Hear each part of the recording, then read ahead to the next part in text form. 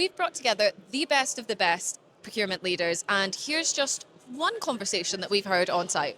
Giuseppe, I cannot believe we are here in Vienna catching up, and so great to see you.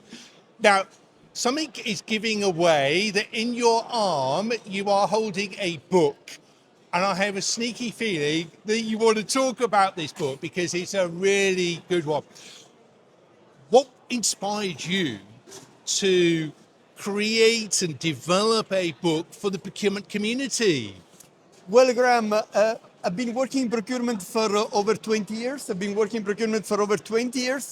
And I do teach negotiation and influence, to a broad number of functions. Having said that, clearly, a lot of my examples are related to my real life in procurement.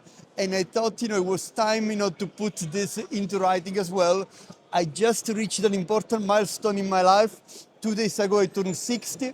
Happy birthday! Thank you. So it was just perfect time, in the same month, publishing my book, turning 60, and then next week I also receiving the award for the best negotiation professional of the year.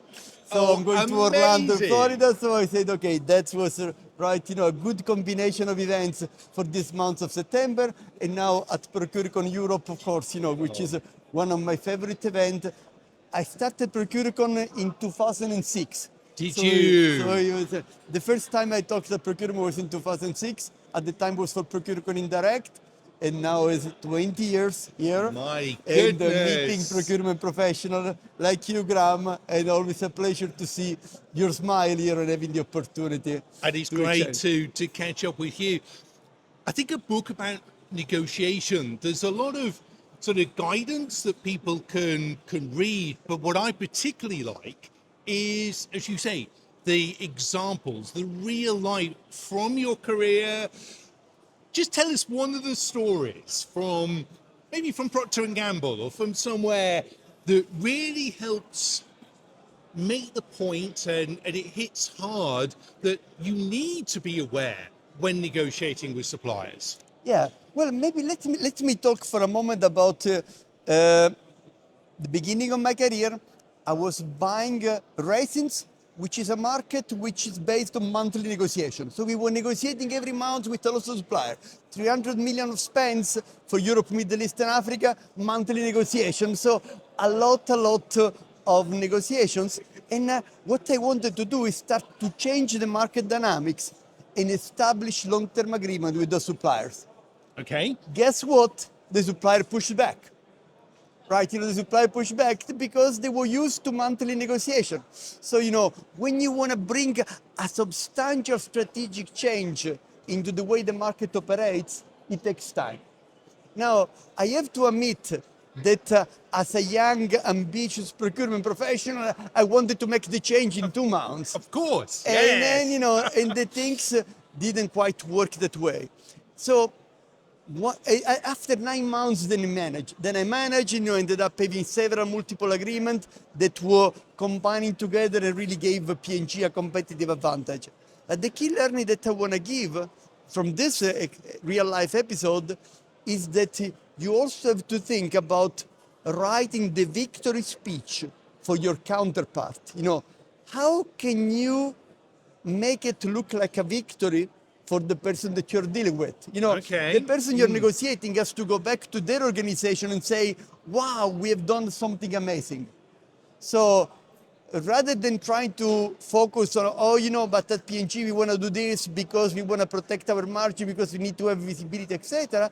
But then to say, okay, what can I do that my sales manager can sell this agreement as a victory to his sales director, to the general manager, even went to the C-level, because, making a global agreement with P&G was something that required a lot of things. So, that's not only your own stakeholder management, but also think about the stakeholder management of your counterpart. So, I could say that was just you being thoughtful, but you were actively thinking ahead the value of the person that you were negotiating with being able to go back to their organization with a success.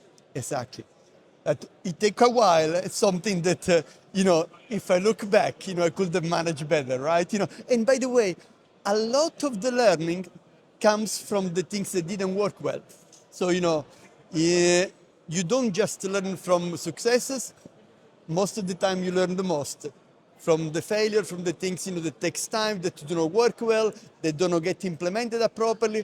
And these are the things that then, you do better and you manage in a different way later on. So learn fast. Learn fast, and implement the changes next time. Excellent. So you've got an amazing book there, which I'm sure people will be able to find on many of the online Amazon, shops, Barnes and Nobles, something like that. and all those kind. And the way the book is made with 67 short chapters. So Okay. each chapter is just 1 page, 2 pages, and it gives a small story and 3 or 4 key messages. But then behind each paragraph, there is an article and a video. So if you just want to read the essential, then 2 pages is enough.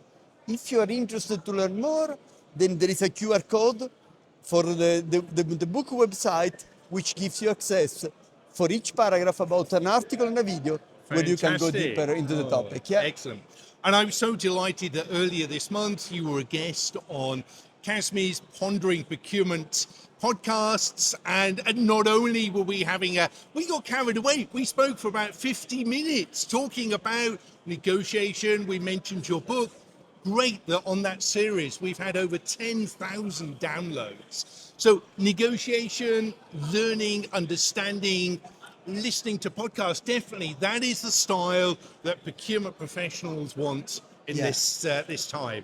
And allow me to say that it was such a pleasure to do the podcast with you, in something that I would recommend to any procurement professional, because you have such a nice, friendly, conversational style that it doesn't feel like an interview. It feels like a chat between 2 friends. And that's probably what's made the podcast successful, is because people could feel that we were having fun doing it, and that makes all the difference. And maybe I should write a negotiation book. Maybe you should, Graham. Absolutely. Excellent. Thank you so much, Thank you very Giuseppe. much. My pleasure. Thank Thank you. you. Bye bye.